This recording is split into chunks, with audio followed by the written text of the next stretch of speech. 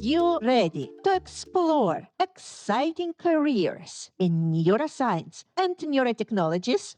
Then join me, your podcast host, Dr. Milena Krastenskaya, or simply Dr. K, and my amazing guests on the Neurocareers Doing the Impossible podcast. Discover what it takes to turn the impossible into reality. Tune in now to a thrilling episode number 79. Dear listeners, welcome to another enlightening episode of the Neurocareers podcast series. Today we are glad to introduce you to an extraordinary individual at the forefront of neurosurgery and neurotechnology. Meet Anna Oleshkevich, MD, a distinguished scientist and subject matter expert in neurosurgery and neurotechnology. With a decade of expertise spanning clinical and research domains, Anna's journey is nothing short of remarkable. As a former distinguished neurosurgeon in Belarus, Anna's contribution to neuro-oncology, spine neurosurgery, facial paralysis surgery, and cranioplasty, reconstructive neurosurgery have left an indelible mark on the field. Her talent and dedication have earned her esteemed membership in both European Association of Neurosurgical Societies, EANS, and Congress of Neurological Surgeons, CNS. But Anna's impact extends beyond the operating room. As the co-founder of PigPug Health, she is pioneering an AI telemedicine brain training platform designed to support children with ADHD, ASD. Additionally, Anna excels as a business analyst in the medtech neurotech sector and holds professional certification as a coach from the International Coaches Union, ICU. An engaging speaker, adept poetess, and ardent art enthusiast, Anna is driven by a fervent commitment to creating positive social impact. Join us as we delve into her career, her groundbreaking work, and her unwavering dedication to advancing brain health for all. Welcome, Anna. It's a great pleasure to have you today on our podcast. Can you briefly introduce yourself and tell our listeners where you are joining us from what part of the world? Hello. Thank you for this brilliant introduction. It was a pleasure to listen about myself. I'm blissfully happy to participate in your podcast. For me, it's a big honor because you as a speaker, you're also well known. So I'm really glad to join. And I'm here in California, in San Francisco Bay Area now. I came from Belarus in 2022 and now still work as a scientist in scientific lab in the Bay Area. Thank you so much, Anna. And there is so much here to explore in your career. So exciting, from neurosurgeon to doing research, as I understood, in regenerative medicine, and also establishing your own company and doing coaching was also something, yes, on your agenda, your description. So many things to explore. Let's start step by step. Yeah, let's do. So what brought you first to neurosurgery? Not many people are choosing this field because of the complexity, because of long hours and dedication that it takes to be a neurosurgeon. I personally know students who were working in my lab and they were considering a career of being a neurosurgeon. However, they got scared by real complexity and effort that it takes to be a neurosurgeon. So how did all happen? Did you know that you want to become a neurosurgeon when you were growing up? So when did you make this decision? Thank you for this question. That's always wonderful to recall these memories about the start of my career on my professional journey. And I think my passion to medicine started in childhood because I was surrounded by doctors, actually. And my mom, she's a doctor, she's a neurologist.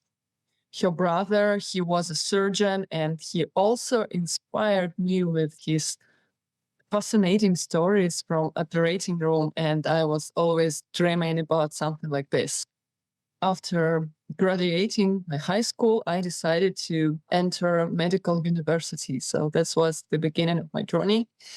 During my university years, I honestly didn't know which field to choose. I was hesitating, like was torn between different areas like cardiovascular surgery or therapy or ophthalmology.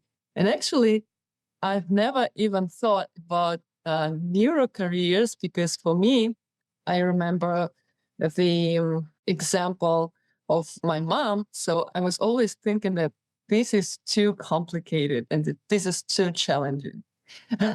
But at the same time, I consider myself as an ambitious person, and I always wanted to achieve something big. And I graduated medical university with honors. And at the time of graduation, I was actually offered a position of neurosurgeon in our public under research and clinical center of neurology and neurosurgery in Belarus. They just opened new operational mode operation unit, and they needed to extend the amount of professionals, experts in the field. And it was the time when I probably, of course, I had knowledge, I had passion, but it's also about some luck, because I just graduated and they just opened this building. So everything matched. I've got this position. Of course, at the beginning, I was kind of overwhelmed. Yeah, neurosurgery, I probably never in my dreams, I couldn't believe that I'll become a neurosurgeon. This is like, for me, it was to go to the moon or a different planet, that's, it was super challenging. But it's all about the choice. I accepted this choice. I decided to take advantage of this opportunity and started this career. It was, of course, it was hard. It was super hard and stressful. I had to work in stressful environment. I was surrounded by men, and I was actually almost the only woman in this strong surgical surrounding. I wouldn't say that it was an easy path, but I decided to move forward. And it took me a lot of my time and efforts. But step by step, I made it possible. And I became a distinguished neurosurgeon in my country. From your relative? Was it your mother's brother? Yes, it was my uncle. Yes. Stories that inspired you, maybe something is still in your memory to become, in general, a surgeon to begin with. I remember how he was passionate about saving people's lives. Because when you are a surgeon, you are responsible for people's lives and their quality of life directly.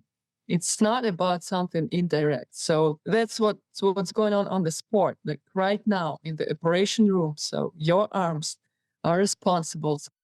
Every movement can either help or cause the disaster.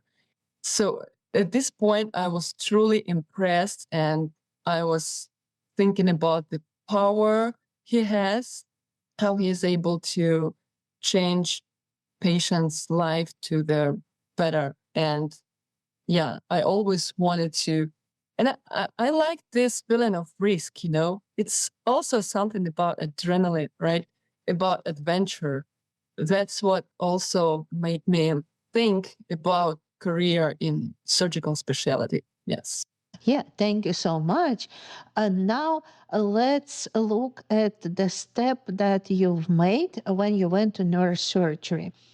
You mentioned that It wasn't easy. Yes, that it was a complicated process. So, what were the main challenges and how did you overcome those? What was the process of getting to that level that you already felt confident in your abilities to perform surgeries? As I said before, this is a choice, and you understand when you need to dive into such a complicated specialty. Of course, you understand that something will be like behind the scenes. And this is about private life, I would say, about different social activities. I understood that I need to focus on my work. It took a lot of time. I mean, 9 shifts and overtime work, and you never know when your working day will finish.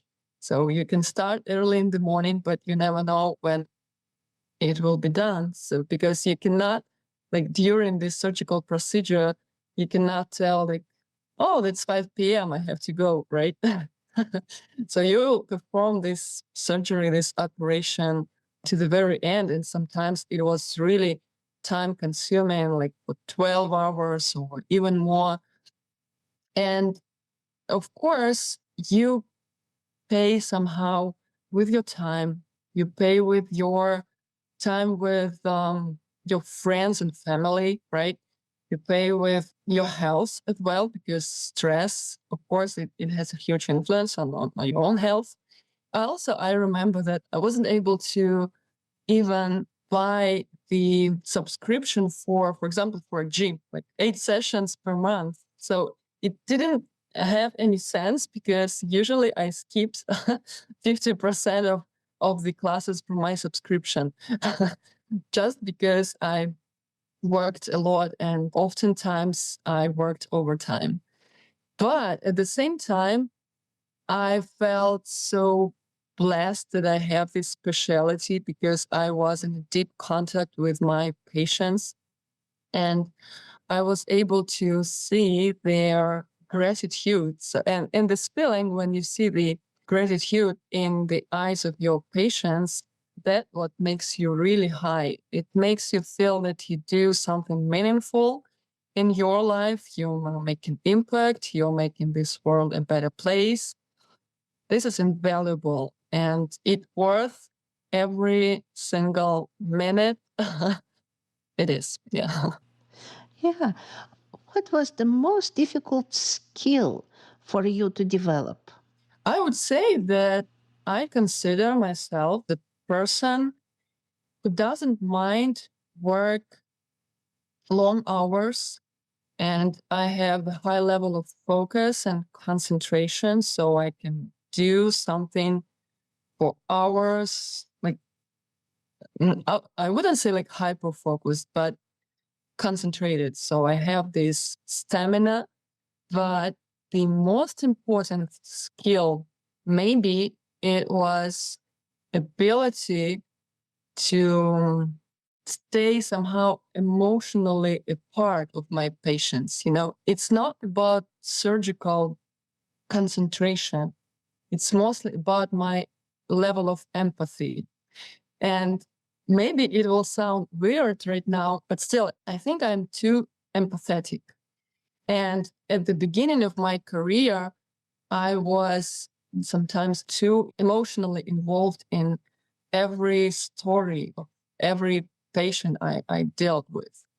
From some point, this is good, but from another point, you still need to create some kind of boundaries and distance. So you have to do your own job. You have to think about how to fix it. And of course, you should support your patients, but at the same time, try to stay aware a little bit, I mean, on a personal level, because otherwise it will be impossible to help many people. There are a lot of people, a lot of patients, but I'm the only one. And this skill is mostly like psychological skill to find this right distance between me and my patients and the right level of empathy to create the trustful surrounding, but at the same time to be not like too much involved to their personal stories. I think that was the main thing I had to develop, and it was really tough. Yeah. Yes, and this happens. I'm sure you are not alone in the situation where you're empathizing with the patients and you need to find that balance between empathy and not influenced that much by the story to still have that objective view on the situation. So, what helped you to develop this? How did you do it? What would be your advice to those who are experiencing similar things? First of all, this is communication with your mentors, with your colleagues. I think I'm really blessed because I had wonderful colleagues and mentors, and I worked in Minsk in my hospital with famous, amazing people in the field of neurosurgery. And I had a couple of mentors, such as my dean of neurosurgical department, and also one of my colleagues. And I asked them how did they make it, because I wasn't afraid to tell about this problem, about these like fears, about these feelings. And what I realized that everyone has actually the same. So, and you understand that you're all with your colleagues, you're all in the same boat. This is really important when you work in stressful surrounding. It's important to share your thoughts and feelings with your colleagues, and it's important not to be afraid to ask for advice how to overcome some things, not only how to learn how to perform different kinds of surgeries, but also how to deal with this question of stress management and this emotional involvement. Yes, because we are not robots. We are people with our own feelings and emotions. Absolutely, absolutely. So, what was the main piece of advice that helped you actually? Or the advice that your mentors gave you? It's about thinking of yourself and taking care of yourself. So the most important advice was actually about you cannot help other people if you are lack of resources, right?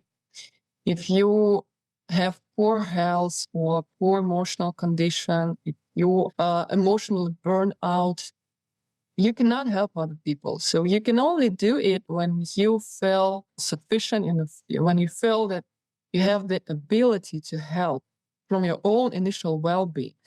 And to be able to help, first of all, you should be able to keep your own state on a high level of performance, right? And start from yourself and then go and help other people. And it's not only about neurosurgery, that's very deep thoughts about our everyday life as well, I think. Yes, absolutely. It's relevant, I think, to many people and to many places. It's like in an airplane. Yes, first put the mask on yourself and then help others. True. Yes. Do you still remember your first surgery? How did you feel performing your first neurosurgery? Oh, yes. I actually do remember this first operation.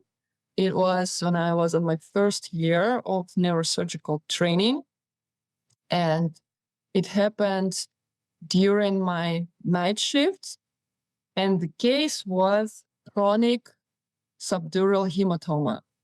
From one point of view, it's a simple neurosurgical procedure, but at the same time, it can be complicated.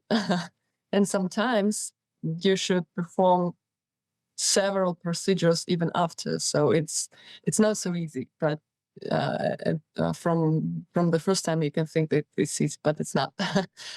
Yeah, it was during the night shift, and my task was to make the bar hole in the skull, to open the dura and evacuate this hematoma and rinse this subdural space with physiological solutions and close the wound. I remember I was super excited. And of course, I was so stressed. I was after during the procedure, I was super focused, but after the procedure, I remember I was like even kind of like trembling because I realized that, wow, I did it for the first time. So it's my first surgical procedure in neurosurgery. I was super happy about this. Everything went well. Yes, and patient then recovered, so everything was good, and I was truly happy about my first experience. Yes, glad to hear that. And then, what type of neurosurgical procedures did you do during your time of being a neurosurgeon? A lot of different types. I would say I would divide them to brain surgery, spinal cord surgery, and peripheral nerve surgeries. Talking about brain surgeries, it's mostly about neuro-oncology, benign and malignant tumors. If we will talk about benign, it's mostly different types of meningiomas. And malignant tumors, I worked with glioblastoma, GBM, and also I did my research on GBM glioblastoma. Maybe we will talk about this a little bit more later. Mhm. And spinal cord surgery is also about neuro-oncology, intramedular and extramedular spinal cord tumors. Also, I did dozens, like huge amount of disc herniations and stenosis. And yes, of course, peripheral nerve surgery. One of my favorite operation on peripheral nerves was facial paralysis treatment. Sometimes during the procedure of removing of acoustic schwannoma, the facial nerve, its intracranial part is damaged, which causes, of course, facial paralysis, and it changes the life of the patient completely. They feel absolutely uncomfortable with their appearance.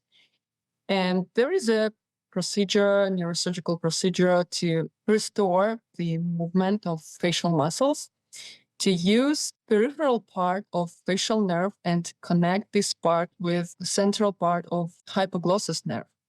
So you took the small part of hypoglossus nerve and make this reconnection on the neck. It's not like 100% guarantee result, but usually it helps to restore the function of facial nerve. And I made maybe about 20 procedures like that. And I remember when some patients, they came back in 6 months or even later after the surgery, then came back happy and grateful because their face was absolutely normal. So you can even hardly find the difference between damaged and normal part of the face. This feeling, of course, it brings me excitement. It brings me a deep feeling of meaningfulness in my life. And also, I liked to perform cranioplasty. So I think that my favorite types of surgeries were connected with reconstructive neurosurgery. So that's why I mentioned facial paralysis and also cranioplasty, when you need to cover the skull defects with different types of implants. For example, titanium implants for patients after trauma or after stroke or after complicated neurosurgical procedures due to damage of bones with tumors or whatever. So this reconstructive neurosurgery and cranioplasty was also a type of my expertise, and I loved it. Yes. And I have a couple of papers, articles published with plastic surgeons also about this kind of surgery. Yeah, very interesting. And in those procedures, What type of maybe innovations did you use? Because I know that the neurosurgeons, they're always looking for some improvements, for something new that becomes available. So maybe you have something in your practice that you also were integrating, implementing, and improving the surgery and outcomes for your patients. Medicine and neuroscience, of course, works together with technologies. And I'm a huge adept of technologies. And if we are talking about cranioplasty, this is very important to create this implant in the way it will make this skull like ideally symmetric, right? I'm trying to find the proper words to explain. It's possible to create this implant during the surgical procedure, just to take a piece of titanium and make this implant, but it's really hard to repeat the form and the surface of a normal skull, right?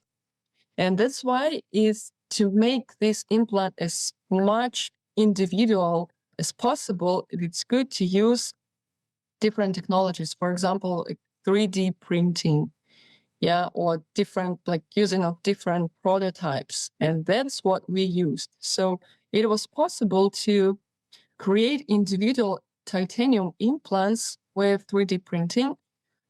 We performed CT scans for this patient, and based on these CT scans, it was possible to print literally the prototype or real implant, or like make the implant during the procedure using some specific forms, which helped us to create the right shape. And using technologies helped us to make the time of the procedure more short. And this is also important because when patient is under general anesthesia, every second, every hour make an impact, right, on their overall health. And find different ways how to make this procedure faster. Talking about cranioplasty, it was about creating the individual implant in advance rather than make it during the surgery in the operating room. It wouldn't be possible without technologies, of course. Yes, absolutely. And can you recall maybe the most complicated surgery, the most complicated procedure you've done, the most complicated case that you manage? Yes, I remember this case. It was a patient with meningioma in posterior fossa. This tumor was located close to the brainstem and cerebellum. Of course, it was challenging, and I remember mentally, physically, I tried to prepare for this type of surgery because I knew that it will take long hours to remove it accurately. What also was challenging that the position for this surgery, the position of the patient during the surgery, it was sitting position. So the patient was under general anesthesia, but in a sitting position. So when you perform this type of surgery, basically you should hold your arms in the air, and it's tough, of course. But when you're under this adrenaline, you don't think about this during the surgery, even if it takes long hours. And I think that this operation took me about 6 or 7 hours. Everything went well. Of course, I had huge support. I have a wonderful assistant during this surgery, and the patient recovered well. And I was super happy and excited about the results. And it was a huge milestone for me because it was the first time when I decided that I'm ready to perform such kind of operation. It was also about my choice to go to this challenge, to face with this challenge. And I did. For me, it was a huge step forward in my career and also my colleagues. I always felt the respect from my colleagues, but I remember that after this operation, I've got so many respect from my supervisors, from our academician, from our director. I was featured as a successful person, and I felt super happy about this. Yes, and speaking about this, you already mentioned several things that are important to be a neurosurgeon. Um, Maybe you can summarize in just several bullet points what qualities does neurosurgeon need to have in order to be a good, successful neurosurgeon. To my mind, this is dedication and stamina.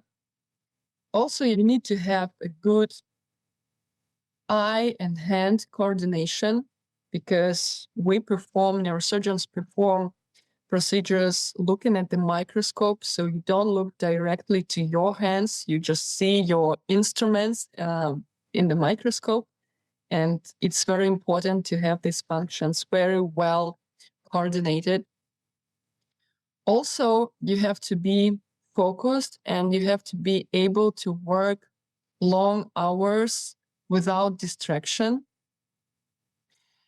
And of course, stress management is really important to think about how to cope with stress, how to, in the situation of emergency, how to focus on how to help the patient instead of became stressed out and feared about, oh, what's going on and what to do, right?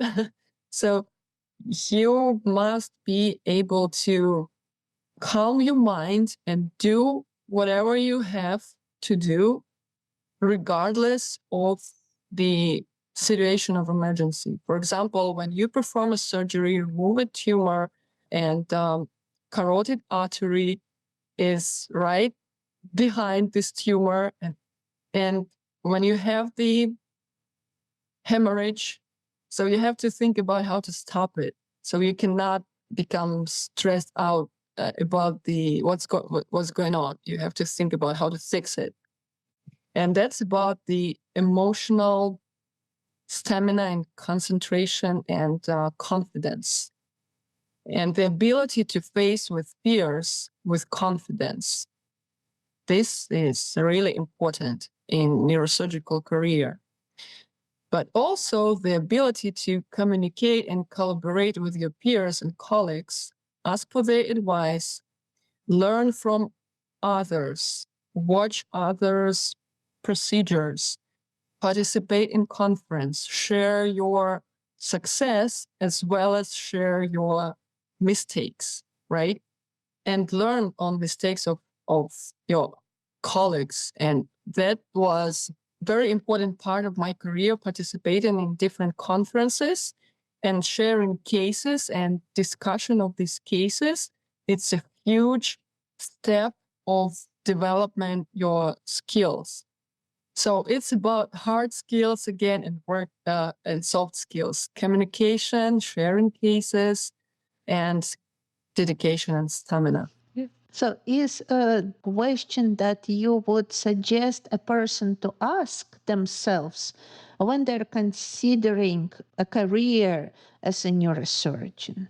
I think the main question is, are you ready to make neurosurgery your life? Because neurosurgeons, actually people who work with patients and have this responsibility about people's health and life, they leave at work sometimes. And I know that even here in the United States, neurosurgeons, residents, they work 100 hours per week or even more. Like I remember those times when I worked night shifts. So I literally spent 70% of my personal time at work. So it was my life. It was a lifestyle. And the main question is, are you ready to choose neurosurgery as a lifestyle? Are you ready to sleep or even not sleep at all during the night work? Are you ready to take these risks? Are you ready to wake up suddenly in the middle of the night and perform emergency case? If yes, if you do, so go for it. If you prefer harmony and calmness and meditation and something like this, so it's probably not the right direction. I remember this map. The neurosurgery is like riding a bike, but bike is on fire and you is on fire. So I would describe it like this. Yes, thank you. Thank you for this advice and to ask this question. And you already mentioned several times that surgeries can involve many things that you need to consider very often. Yes, like that meningioma near the brainstem that you needed to operate, or you operated a tumor and there was a carotid artery behind. There are many cases also when there is an overlap between the portion of the brain that you need to remove, yes, with certain function, let's say language function or motor function, how our arm or leg is functioning. So how do you work those cases? Do you convey any type of functional evaluation before the surgery, during the surgery? So how did you approach cases like that? Of course, we should think not only about the life by itself, but also about the quality of our patient's life. If we are talking about speech and ability to talk, this is very important to save this function during the surgery. And thanks God, we have different tools to save these functions, to think about these functions, and these are some neurophysiological tools. Before the surgery, this is very important to find these important functional areas in the brain using functional MRI. So we perform these kind of investigations to navigate before the surgery. And during the surgery, we use neurophysiological monitoring, different tests. And usually when we need to save the speech area, we perform these surgeries when patient is awake, actually. So you can assess how does this area function directly during the procedure. Of course, anesthesia is needed, but manipulation on the brain is not painful. And on this stage, so it helps to make these awake surgeries. Of course, it sounds insane, but but it's possible, right? For example, you remove the tumor in the speech area and patient is awake, and you can ask him some questions and understand which area is the most important and how deep you can go in the process of the removal of this tumor. So yeah, these technologies is awake surgery and neurophysiological tests, and of course fMRI and neuronavigation. All of them are crucially important for successful surgery results. Yeah. Do you recall any surgeries like that when you needed to perform awake surgery and verify certain functional areas? Yes, I remember one of them was about this when tumor was located in speech area. So we did this. And also I can mention surgeries, treatment of patients with Parkinson's disease. So when also these surgeries, they are performed in awake state of the patient, and you can assess the right position of electrodes. And you can ask patient during the surgery to hold his hand still. And if electrode stays right and everything is correct, so he will be able to make it. Like if not, he will keep trembling. And this is amazing to see how it works. And I think this brain-computer interfaces and all these technologies of deep brain stimulation this is a breakthrough in neurosurgery, neuroscience, that this is possible. It's truly amazing. It will help. It will save millions of lives. Absolutely, absolutely. So now we're getting into the topic of neurotechnologies. So, how did you become interested in neurotechnologies? What was the connection between neurosurgeries that you were performing and neurotechnologies? During my career, I worked close with different technologies because neurosurgery is impossible without using them, I mentioned. One of them was neuronavigation. So when you use specific tools to choose the right approach to make the surgery minimally invasive, to choose the right place for craniotomy, to make this bar hole small, and to perform kind of like keyhole surgery through the small approach. And without navigation, it's really hard to make. I remember when I was asked from technology company to be a subject matter expert and advisor in their project of creation of neuro navigation tools. And that's how my journey and part of my career with technologies started.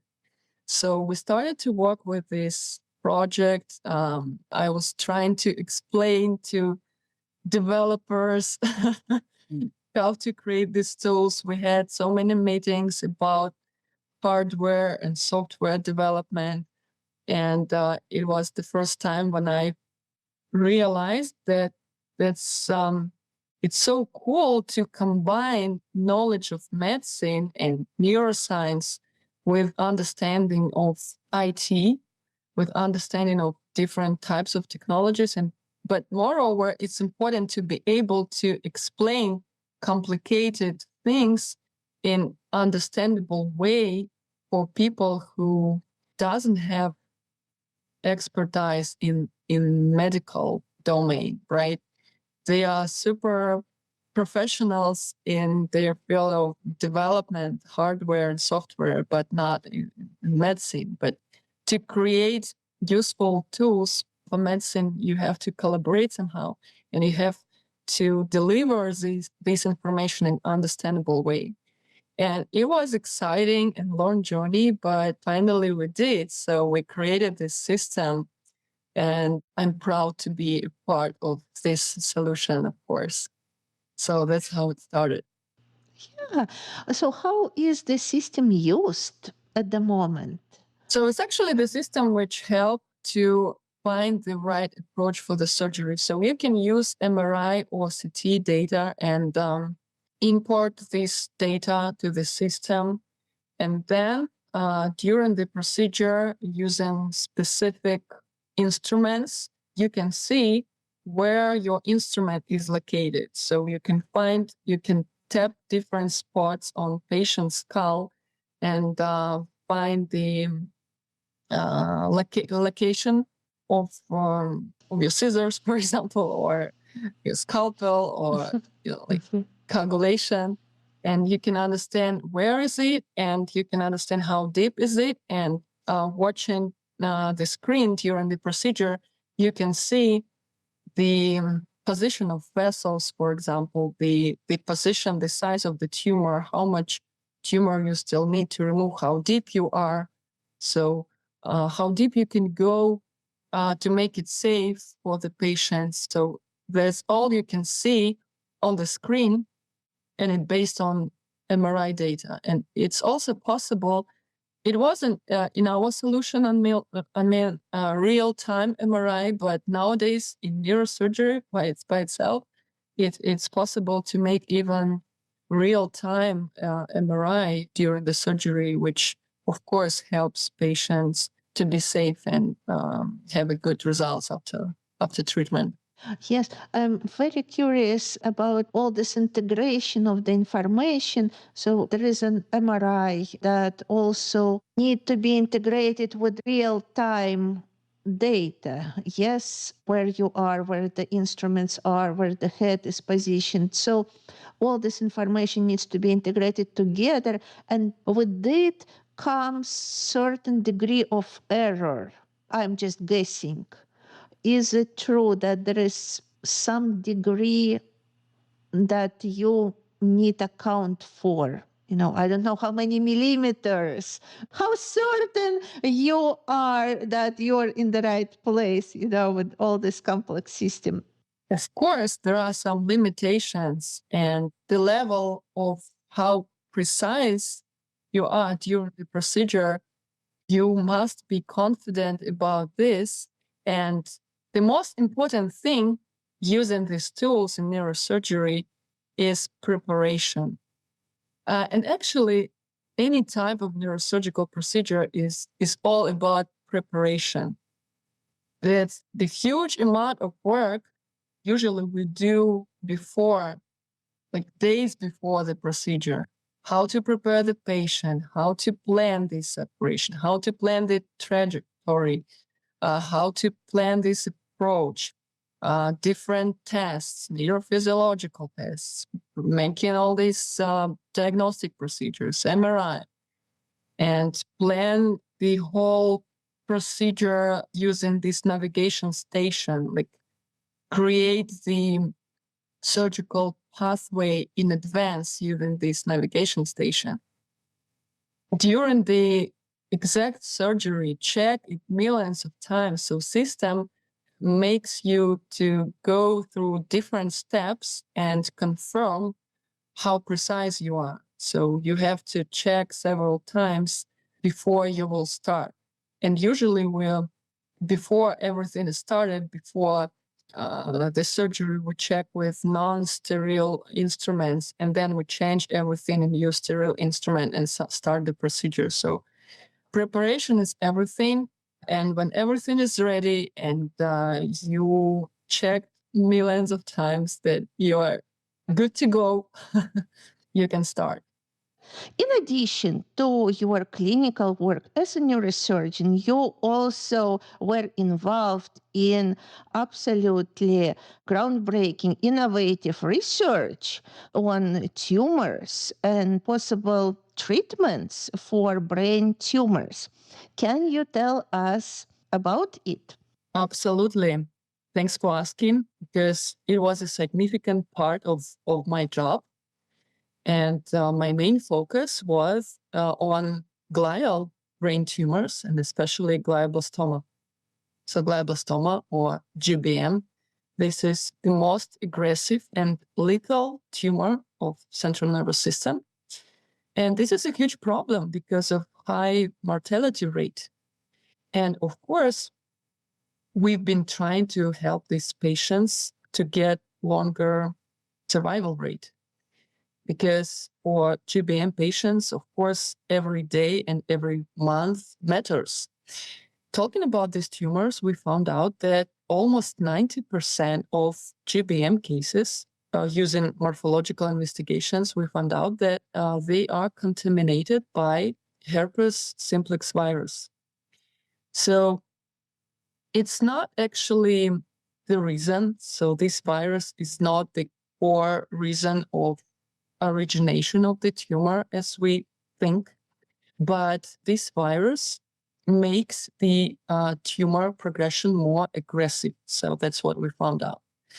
And patients who are contaminated with herpes simplex virus, they had poor prognosis in their treatment. That's what we found out. If we will dive into a little bit the theory of carcinogenesis and the influence of different viruses, there is nothing new actually about this. We know it more like 50 years that some viruses, they can invade to the cell genome, they can change the genome, they can cause different genome chromosome aberrations and mutations. And of course, they can influence on tumor growth. We know this about, for example, papillomavirus and its influence on cervical cancer.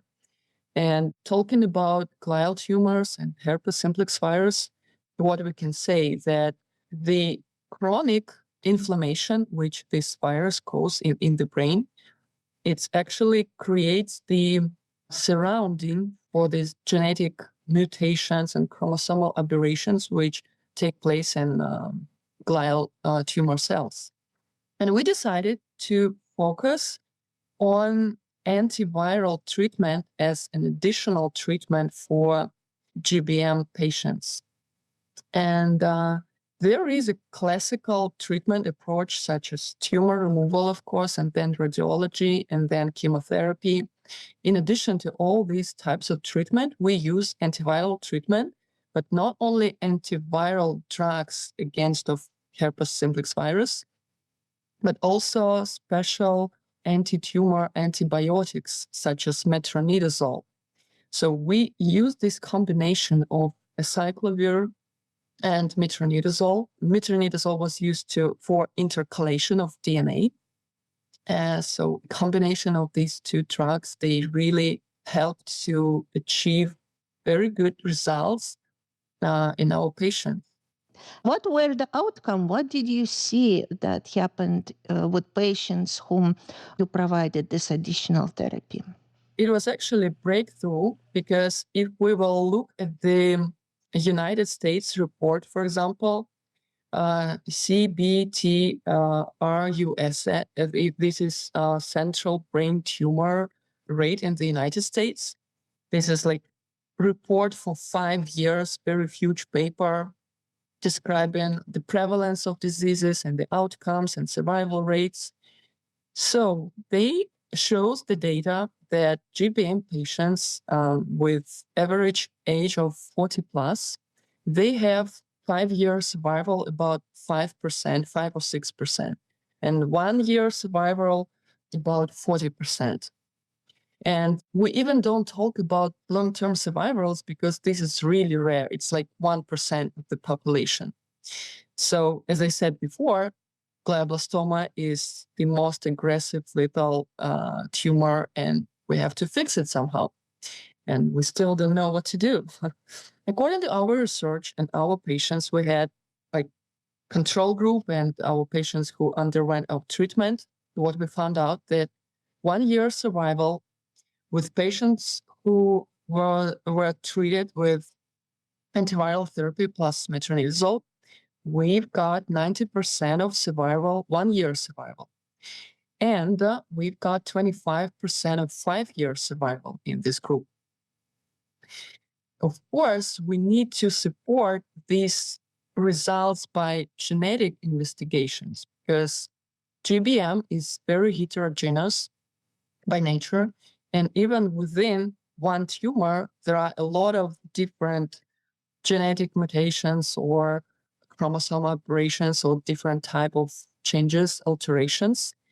And there are about, for now, if I'm not mistaken, about 4 different groups of subtypes of glioblastoma according to genetic origin. And it has a great influence on the survival rate, of course. So, for example, there are several metrics we can focus on, such as IDH gene mutation. What is IDH? Is isosaturate hydrogenase, and MGMT methylation, and 1p90q chromosome co-deletion. So the combination of these 3 genetic factors is the good sign for better survival rate. But the problem is that the amount of patients, again, according to this United States report, the amount of patients who has IDH mutations, which like suggest better survival rate, is only 14%. 85, let's say 86% of patients, they are IDH wild type, and they have this aggressive type of treatment. So what we can say that, of course, the chronic inflammation of virus and this inflammation surrounding for cells, it increases the level of anti-apoptotic factor in tumor cells almost in 2 or sometimes even in 3 times. So in comparison with the cells without inflammation, this is a huge difference. And also it causes the primarily growth of vessels. So it's also possible to find out when, in which place the tumor will progress, because talking about treatment of glioma tumors, we cannot say about total removal, let's say, because the progression will be, the question is when it will be, and what we can make to increase this period without of progression for our patients.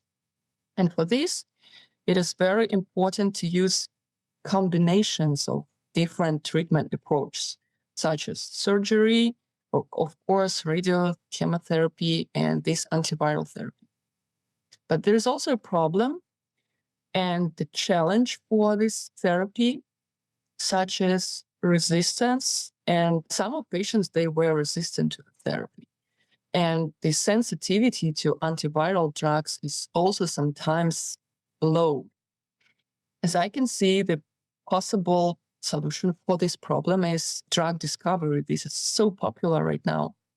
Using different approaches for precise medicine, drug discovery, machine learning in drug discovery, and trying to find out the best targeted type of therapy for any kind of genetic subtype of tumor, and also or investigating or even developing more advanced antiviral therapy drugs. Because just the cyclovir for now, it's not enough. We should create something stronger and bigger, and maybe combination of different drugs, as I said, with anti-tumor antibiotics. Yes, yes, thank you so much. Can you elaborate on what makes GBM the most aggressive brain tumor? Why it is so aggressive compared to other brain tumors? It has necrosis in their structure. And the cause of this process, again, some genetic alterations in the tumor cells. And they start to grow and to divide without any control. So the amount of anti-apoptotic factors increases in several times, and these cells just stop dividing, and there is nothing to hold them from this process. But the background of it is actually genetic alterations, and these genetic alterations might be done by viruses as well. And herpes simplex virus is the most common central nervous system virus, as we know. So it's located in central nervous system. Mhm. So, for example, many people, at least one time in their life, they suffered from herpes infection on their lips. It's usually on people's nose. Yes. Is this some type of potential risk factors for developing brain tumors in the future? Actually, this is a good question. It's hard to answer because we still don't know the roots of origin of GBM. It originates from parenchymal cells, but at the same time, because of heterogeneity, even like intratumor and intra, sometimes scientists, they think that it's not only about cellular origin. Maybe intracellular matrix also takes part in the development of tumor growth. But of course, there are so many people who has herpes, right? And at the same time, the prevalence of GBM in whole population is really low. So I would say that people don't have to worry. If you have herpes simplex virus, it doesn't mean that if patient have, so it doesn't mean that this person will have GBM, of course. But if patient has GBM, the persistence of herpes simplex virus influence on outcomes because of this chronic inflammation it causes in the brain cells. So that's the main point, maybe. So good news is that the prevalence of glial tumors is really low in the whole population and in the whole amount of all diseases, let's say, and even of all cancer diseases. So it's not such a huge rate, but almost every second person in the world has HSV. That's true. Yes, thank you. Thank you for this encouraging news. So you mentioned that this tumor cells start to proliferate, and basically nothing is stopping them, yes, because of those anti-apoptotic factors. For those who are not very familiar with apoptosis, can you just elaborate a little bit more why we need the apoptosis and why this lack of anti-apoptotic factors actually supports proliferation of the tumor cells? Yeah, so apoptosis, this is a natural process of cell death. So cells during their life circle, they become mutated or they consist some aging substances, and it's normal for them to die. This is like programmed process in the organism. But at the same time, cancer cells, they lose this ability to die, and they start to divide without control. And it forces the growth of different tumors and malignant tumors, and it actually changes the amount of normal cells, and it can alter the function of different organs because actually these cells, they substitute normal cells, but their function is altered. They're not as productive as normal cells. So the process of increasing apoptosis and like forcing of anti-apoptotic factors, this is actually bad. Let's say a little bit about aging, for example, and anti-aging therapy. That's also interesting. From one point of view, we try to slow down apoptosis, trying to develop anti-aging drugs. But at the same time, there is a tiny, tiny difference between aging and cancer. So that's why it's really tricky and it's complicated to treat aging, let's say, as a disease, because we can cause cancer troubles. And yeah, that's that's a challenging part of anti-aging research. I think that the main cause of tumor development is inflammation.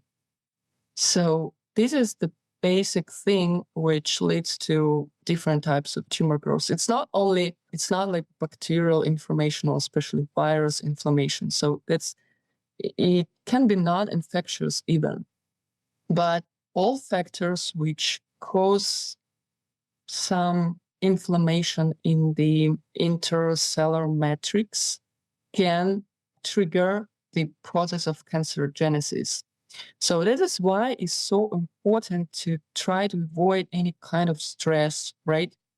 To focus on healthy lifestyle and especially diet, to avoid sugar because sugar leads to inflammation, as we know now.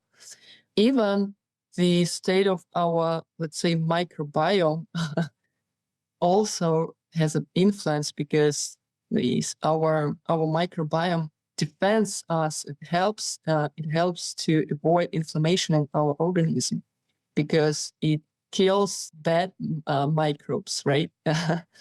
if we have healthy microbiome. So from my point of view, it's all about inflammation and any reasons which can cause or increase inflammation process, they can influence on cancerogenesis. Thank you so much. Now, about this theory of carcinogenesis. You already mentioned that it was known a long time ago. Maybe you can tell us a little bit about it, how it was developed, and where are we now in terms of understanding this theory, how our point of view changed since that time when it was proposed. I think it started like 50 years ago or even more. And of course, as every theory, at the beginning, it was rejected. But nowadays, we can clearly see that viruses, they have a huge influence. Let's take, for example, COVID, right? And these post-COVID problems. And even as I know, it was mentioned that post-COVID syndrome sometimes triggers also progression of tumor growth for patients who were in remission for many years. So it actually makes sense to focus on viruses and antiviral treatment, or also using virus treatment. So, to use some kind of viruses to kill another types of viruses, right? And nowadays, it's all about the game with genes, right? This is like genetic therapy, and using different types of viruses and same vaccines and different approach for immunotherapy. It's all about genetic. Now of course, we are more advanced than 20 or 50 years ago. We have different types of vaccines for some cancer diseases, but unfortunately not for gliomas. But who knows, maybe in the future it will be possible. And this is actually one of the goals of my research also, because I do believe that it will be possible to create some kind of vaccine, maybe against glioma. Who knows? So that's, maybe it's a moonshot, but it's one of my beliefs. And I see the huge potential in this direction of antiviral viral therapy. That is amazing. And our podcast, it's all about doing impossible. Yes, Neurocareers doing impossible. So you're at the right place to tell people about what you want to do. And I think that it would be absolutely a vital breakthrough to have a vaccine for brain tumors, for glioma, specifically glioma. So, of course, I wish you all possible success with that. Let's dive in a little bit more. So, from what you told us today, viruses can actually cause brain tumor or participate in the development, but also facilitate. Yes. Mm-hmm. Which was a part why you developed your therapy. So, those therapies differ for, let's say, cases where we might think that the virus caused the tumor or where it is facilitating, or we cannot distinguish those two cases at this point yet. Yes, the exact answer that we cannot distinguish, was it caused by, or like, I think that it's mostly about facilitating of the process. It's not about the root cause of the disease. Again, because the virus causes the chronic inflammation and all these conditions around the cells and intracellular matrix, they cause the tumor growth. And what we found out, that the amount of anti-apoptotic factor, BCL2, is increased in 2 times for the cells contaminated by herpes simplex virus. This is a real metric, and we can measure it. We can find it with immunohistochemical investigations. And so that's actually, there is nothing impossible to find out, and we can prove it. We can prove these numbers. Also, on the background of this chronic inflammation, the index of proliferation, Ki67, is also like a well-known metric for cancer research. Index of proliferation is also increased on the background of chronic inflammation. I cannot say exactly in how many times, but we found out that there is an increasement. So trying to treat this inflammation somehow, we can possibly create better outcomes. But what I also want to focus on, that the success for GBM patients, this is a combined process. We cannot choose only one approach. We should use the combination of several types of treatment, as well as surgical, radiological, chemotherapy again. And technologies and neurotechnologies, they help to increase the survival rate. Let's, for example, start from surgical part, when we need to remove the tumor. Problem is that glioma cells, the glioma tumors, sometimes it's hard to see the difference between normal brain and the part of the brain which has glioma cells, because even in color, maybe there is no difference in color, maybe only in like substance. And that is why, of course, it's important to remove as many tumor as possible during the surgical treatment.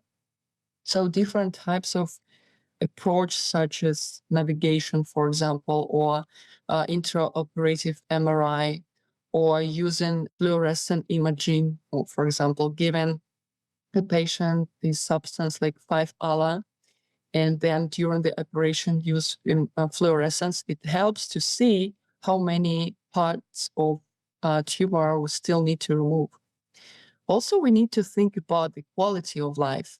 For example, if tumor is located in speech area or motor area, we can use awake surgery. We can monitor with brain mapping the parts of the brain which are responsible, which are functional and important for quality of life, right? I know this is your favorite favorite topic.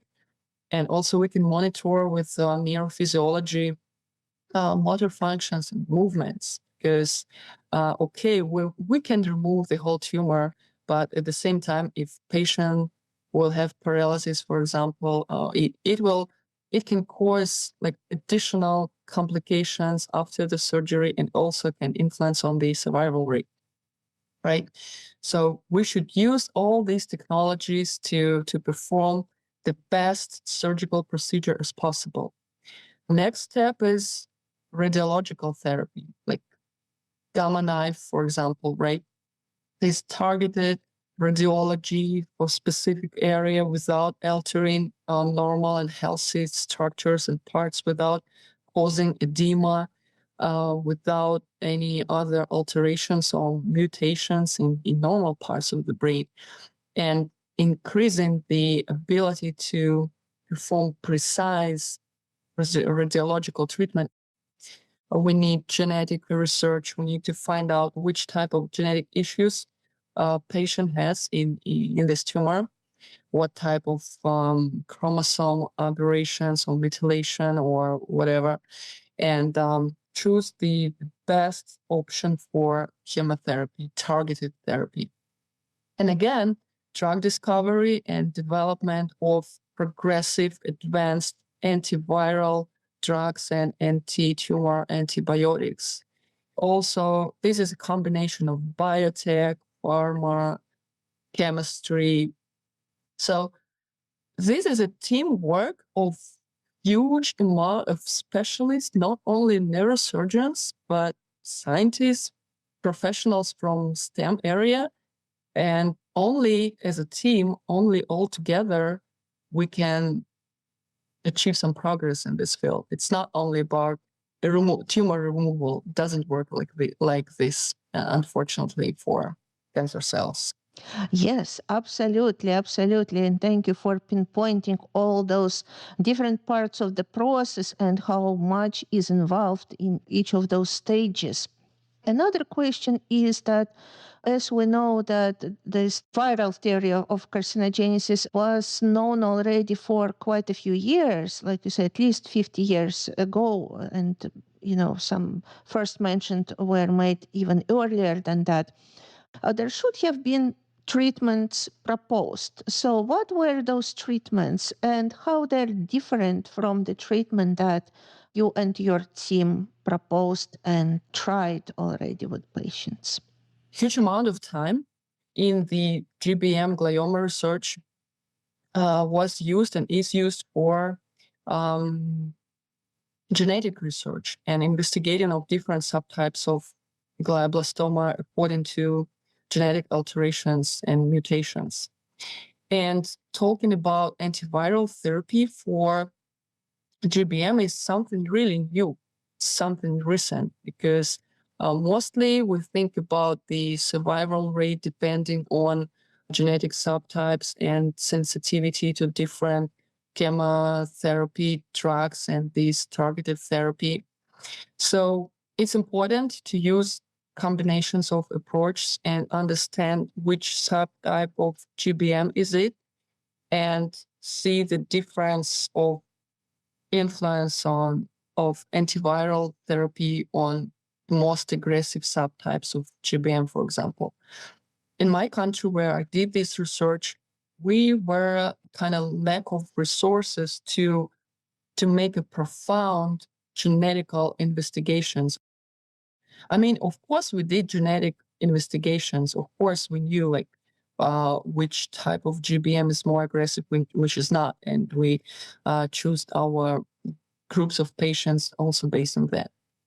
But there are much more things and different genetic issues to consider, and of course, we have to possess scientific resources for this. And in the US, it's possible. Yeah, that's wonderful. And I hope that definitely you will continue this type of research.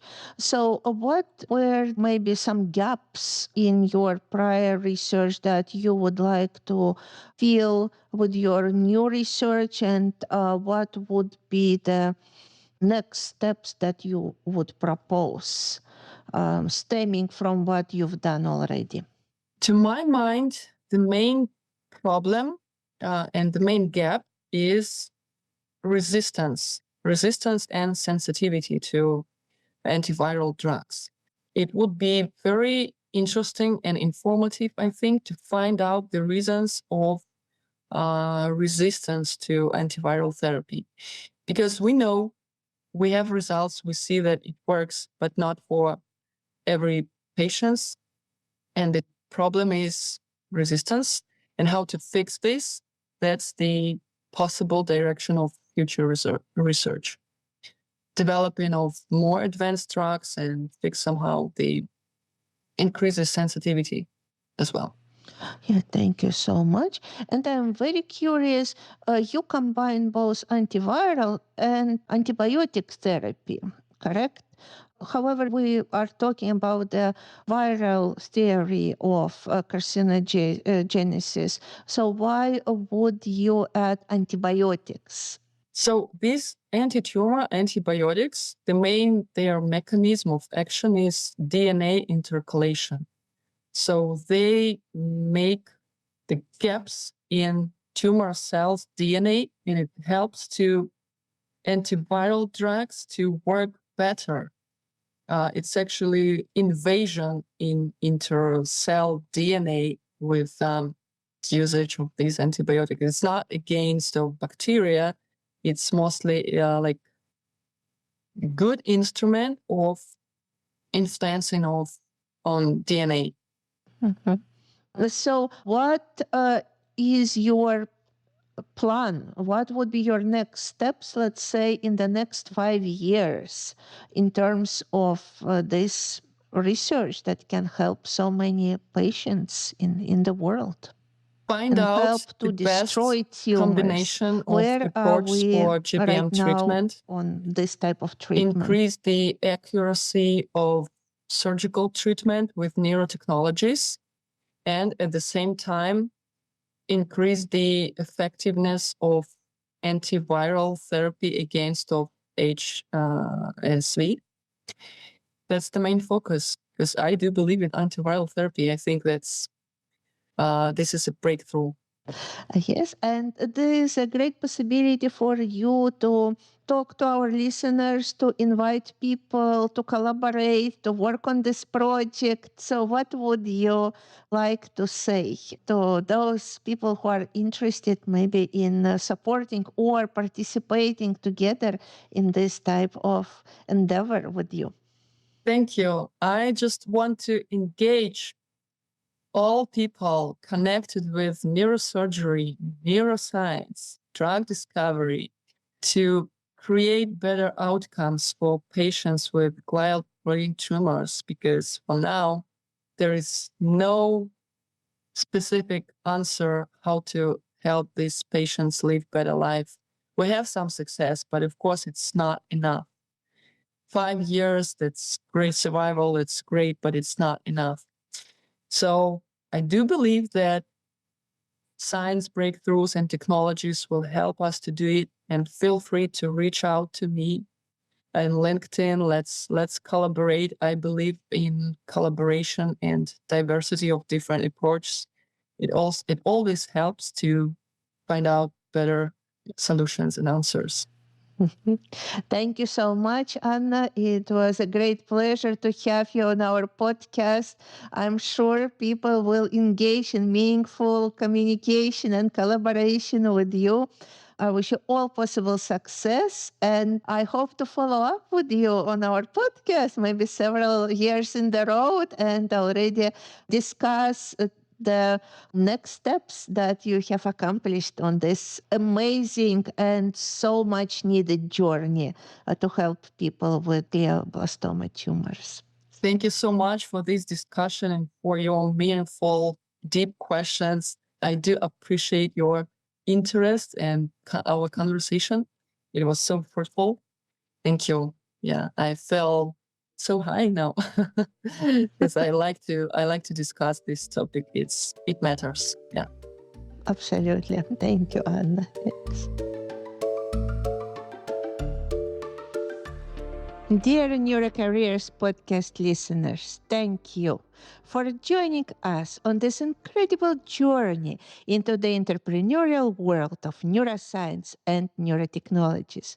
I hope you've been inspired by the stories of those who are turning groundbreaking ideas into impactful realities. If you are looking for more guidance on succeeding in neurocareers, book a free consultation with me, your podcast host, Dr. K, at the Institute of Neuroapproaches. So, what are you waiting for? Let's navigate the path to success in the world of neurocareers and make the impossible possible together.